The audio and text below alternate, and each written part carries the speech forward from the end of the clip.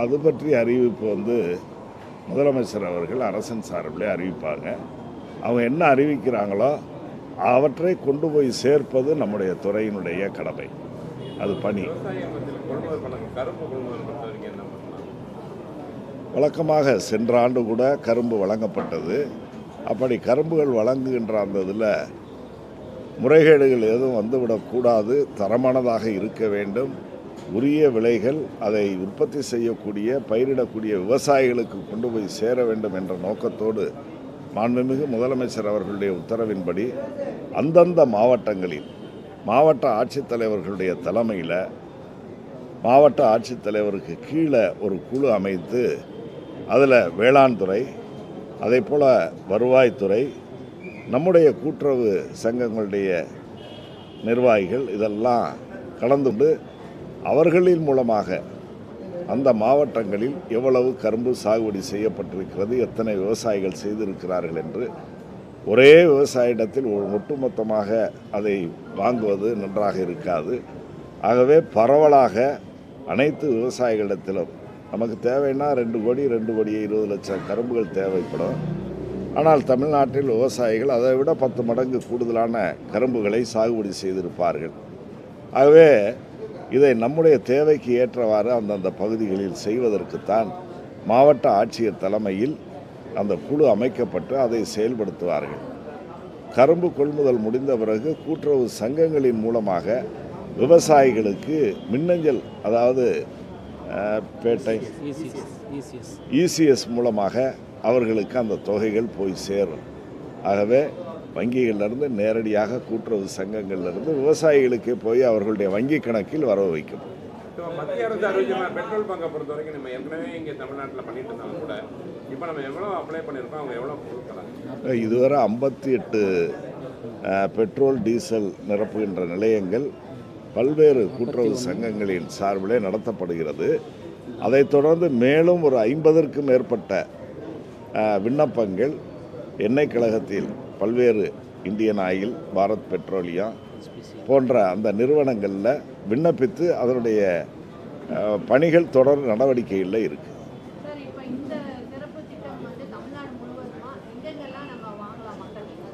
தமிழ்நாடு முழுவதும் நான் ஏற்கனவே குறிப்பிட்டு சொன்னதைப் போல எந்தெந்த இடங்களில் நம்முடைய கூட்டுறவு சங்கங்களின் மூலமாக இயங்குகின்ற, அதாவது கூட்டுறவு மொத்த விற்பனை பண்டக சாலைகள், அதே போல் பிரதம கூட்டுறவு பண்டக சாலைகள், கூட்டுறவு விற்பனை சங்கங்கள் ஆகியவற்றில் சுயசேவை பிரிவுகள் மற்றும் விற்பனை நிலையங்களில் இது கிடைக்கும்.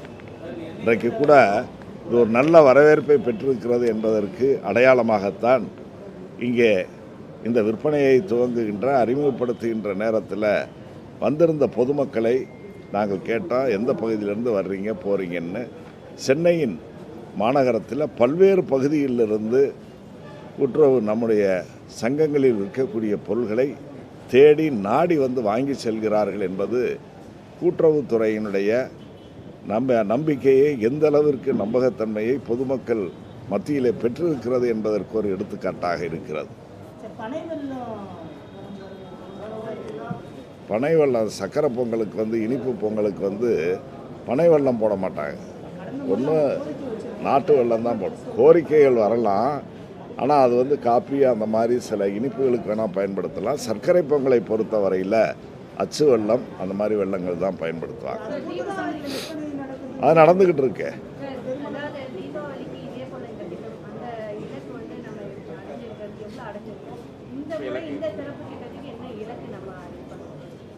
இலக்கு என்பது ஒவ்வொரு கட்டத்திலையும் இலக்கை தாண்டித்தான் கூட்டுறவுத்துறை சென்று கொண்டிருக்கிறது. தீபாவளிக்கு கூட எதிர்பாராத அளவிற்கு ஒரு நல்ல விற்பனை இருந்திருக்கிறது. அது உணவுப் பொருள்கள், அதாவது அதிரசம், முறுக்கு போன்ற செய்வதற்கான அந்த மாவுகள், இவைகள்லாம் ஒரு தொகுப்புகளாக வழங்கப்பட்டது. எதிர்பார்த்ததை விட, இலக்கை விட கூடுதலாகவே சென்றிருக்கிறது. குறிப்பாக இந்த பட்டாசு கூட அப்போ விற்றோம், அது 20 கோடி ரூபாய்க்கு மேலாக சென்றது.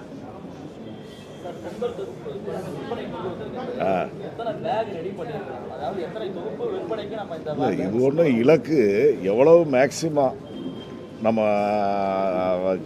விற்பனை ஆகுதோ அதுக்கு ஏற்ற மாதிரி பண்ணிக்கிடலாம். அது ஒன்றும் பெரியதில்லை. பை ரெடியாக இருக்குது. 199 ரூபாய்க்கும் பை ரெடியாக இருக்குது.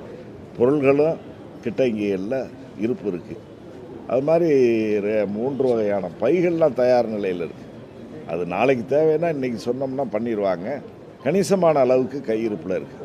நீங்கள் தயக்கம் இல்லாமல் எவ்வளவு ஆளுங்க இருந்தாலும் பொதுமக்களை அனுப்பி வைங்க. அவர்களுக்கு இல்லை என்று சொல்லாத அளவிற்கு பொருட்கள் கிடைக்கிறதுக்கு தயாராக. இப்போ நம்ம பேக் பண்ணதுனால இப்போ நம்ம கூட்டுறவு அங்கடி தாண்டி உங்களுடைய வங்கிகள்லாம் இருக்குல்ல, கூட்டுறவு வங்கிகள், நான் அதுக்குன்னு ஒரு வாடிக்கையாளர் இருப்பாங்க, அங்கேயே வந்து ஒரு ஸ்டால் மாதிரி போட்டு கொடுக்கலாம். அதையும் பரிசீலிக்கலாம். கூட்டுறவுடைய வளர்ச்சிக்கு தாங்கள் தருகின்ற உங்களுடைய கருத்துக்கள்லாம் எதிர்காலத்தில் செயல்படுத்துவதற்கு முயற்சி.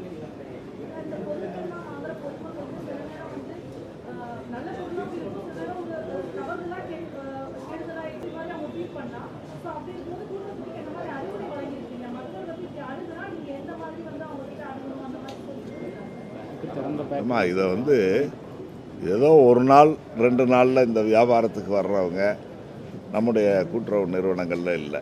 தொடர்ந்து 5 ஆண்டுகள், 10 ஆண்டுகள், 20 ஆண்டுகள் இப்படி எல்லாம் வந்து இதே பணிகளை தொடர்ந்து பொதுமக்களிடத்தில் அவர்கள் வாடிக்கையாளர்கள் வருபவர்களிடத்தில் எப்படி நடக்க வேண்டும் என்பதையெல்லாம் அவர்கள் உணர்ந்து தான் அதை பண்ணிகிட்ருக்காங்க. அதனால் அந்த வகையில் எங்கேயும் ஒன்றும் பிரச்சனைகள் இருப்பதுக்கு தெரியல. கூட்டுறவுத்துறையை பொறுத்தவரையில் அவர் வரக்கூடிய அந்த வாடிக்கையாளர்களுக்கு நீங்கள் சொல்வதைப் போல கனிவோடு உரிய உதவிகளை எல்லாம் செய்வதற்கு மரியாதையோடு நடத்தப்படுவார்கள். அதையும் கடந்து இங்கு விற்கப்படக்கூடிய பொருள்கள் நேர்த்தியானதாகவும் வெளிச்சந்தையில் விற்கக்கூடிய பொருள்களை விட குறைந்த விலையிலும் இந்த பொருள்கள் பொதுமக்களுக்கு கிடைக்கும். அதைத்தான் முதலமைச்சர் அவர்கள் சொல்கிறாங்க. பொதுமக்களும் அவர்களுக்கும் இது சாதகமாக பயன்பாட்டில் இருக்கிறது. அதே நேரத்தில் கூட்டுறவு சங்கங்கள் வளர்ச்சி பெறுவதற்கும் இதில் வந்து கூடுதலான வர்த்தகத்தில் செஞ்சால் சங்கங்கள் நல்ல வலுவான நிலையை அடையும் என்பது அவர்களுடைய கருத்து. அதை நாங்கள் இன்றைக்கு நிறைவேற்றிக்கின்றோம். அதாவது வழக்கமாக நம்மக்கிட்ட இருக்கிற பணியாளர்கள் கூட்டுறவுத்துறையில் பார்த்திங்கன்னா இப்போ நியாய விலைக்கடை, அது இது அலுவலகங்கள் இதெல்லாம் சேர்த்தா 50,000 ஒட்டிய பணியாளர்கள் இருக்காங்க. எதில் வேலை கூட வருதோ அதுகளெல்லாம் மடைமாற்றம் செய்து பண்ணிக்கலாம். அது ஒன்றும் பிரச்சனை. பொருள்களை பொறுத்தவரையோ அல்லது தொழிலாளர்களை பொறுத்தவரையிலோ விற்பனையாளர்களை பொறுத்தவரையிலோ எந்த வகையிலும் தட்டுப்பாடு இல்லை. எல்லா இடங்கள்லையும் நமக்கான கிட்டங்கிகள் குடவுன்ஸ் இருக்குது. தேவையான பொருள் இருப்பும் வச்சுருக்கிறோம்.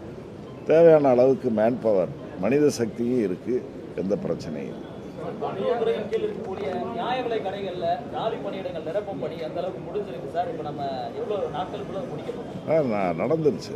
நடந்துட்டுருக்கு. முதல்ல எவ்வளவு காலி பணியிடங்கள் இருக்குதுன்னு கணக்கீடு செய்ய வேண்டியது. அதன் பிறகு அதற்கான அறிவிப்புகளை செய்ய வேண்டியிருக்கிறது மாவட்ட வாரியாக. அந்த காலி பணியிடங்கள் விண்ணப்பிக்க விருப்பம் இருப்பவர்கள் விண்ணப்பிப்பதற்கு படிவங்கள் வழங்கப்படுகிறது. பிறகு அந்த படிவங்கள் பெற்ற பிறகு அவர்களுக்கான நேர்காணல் இதுகள்லாம் நடத்தி அந்த நேர்காணல் ஓரளவு எல்லா இடத்துலையும் முடிஞ்சிருக்கு. மற்ற பணிகளை செய்து கொண்டிருக்கிறார்கள். அதாவது அவர்கள் 10ஆம் வகுப்பு 12ஆம் வகுப்பில் பெறக்கூடிய மதிப்பெண்களையும் சரிபாதியாக பிறகு நேர்காணலில் பெறக்கூடிய மதிப்பெண்களையும் சேர்த்து போடணும். ஏறத்தாழ 2,96,000 விண்ணப்பங்கள் விண்ணப்பதாரர்கள் 3,440 பணிகளுக்கு விண்ணப்பித்திருக்கிறார்கள். ஆகவே அந்தந்த மாவட்டங்களில் இந்த பணிகள் நடைபெறுகிறது. இதுக்கிடையில் பொங்கல் தொகுப்புகள் இந்த விற்பனையை பண்ணுறோம். அதையும் தொடர்ந்து அரசின் சார்பில் மாண்புமிகு முதலமைச்சர் அவர்கள் அறிவித்தாங்கன்னா அந்த அறிவிக்கிற அந்த அறிவிப்பு பொருள்களையும் விலையில்லாத அந்த பொருள்களை பொங்கல் கிஃப்ட்டு, அதாவது அன்பளிப்பு பரிசு பொருளை கொண்டு போய் கொடுக்க வேண்டிய அந்த வேலை இருக்குது. எல்லா வேலைகளையும் செய்யலாம். இப்போ மழை காலம், அங்கங்கே நம்முடைய மீட்பு பணிகள்லேயும் நம்முடைய துறையை சார்ந்தவர்கள் இப்போ நீங்கள் பார்த்தீங்கன்னா களத்தில் நம்முடைய ஏசிஎஸ் போனாங்க, ஆர்சிஎஸ் போனாங்க. அனைத்து நிலையிலான கூட்டுறவுத்துறையை சார்ந்த அதிகாரிகள்லாம் எல்லா பணியிலையும் ஈடுபட்டாங்க.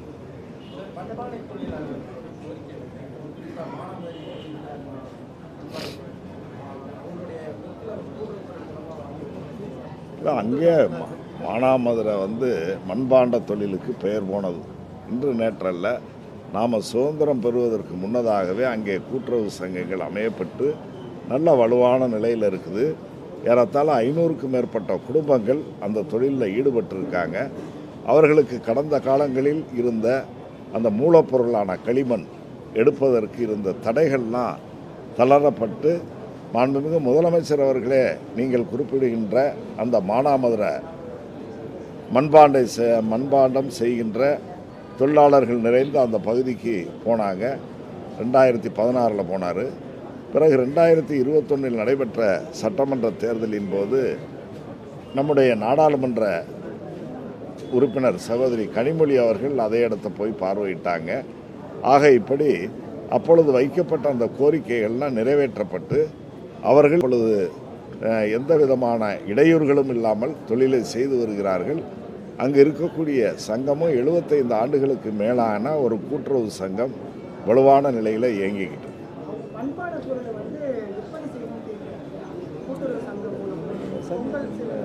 இல்லை, அவங்களே இப்போ ஏற்றுமதியெல்லாம் கூட செய்கிறாங்க. அந்த அளவுக்கு வந்திருக்குது. பல்வகையான பொருள்களை வடிவங்கள் எல்லாம் அவங்க அதை செஞ்சிகிட்டு இருக்காங்க. தேவையானாலும் அதை வைக்கலாம், அது ஒன்றும் தப்பு இல்லை. நன்றி, வணக்கம். இந்த நல்ல நிகழ்ச்சிக்காக அழைப்பின் பேரில் நீங்கள் எல்லாம் செய்தி சேகரிக்க வந்திருக்கிறீங்க. உங்களுக்கும் வருகின்ற பொங்கல் திருநாளை ஒட்டி நடைபெறுகின்ற நிகழ்ச்சி என்ற காரணத்தால் உங்கள் அனைவருக்கும் இனிய தமிழ் புத்தாண்டு மற்றும் பொங்கல் திருநாள் வாழ்த்துக்களை உரித்தாக்கிக் கொள்கிறோம். சார் ஏதாவது 2 வார்த்தை சொல்லுங்கள். சார், எல்லாருக்கும் பொங்கல் நல்வாழ்த்துக்கள். மிக சிறப்பாக எல்லாருக்கும் அதே மாதிரி புத்தாண்டு நல்வாழ்த்துக்கள். கிறிஸ்மஸ்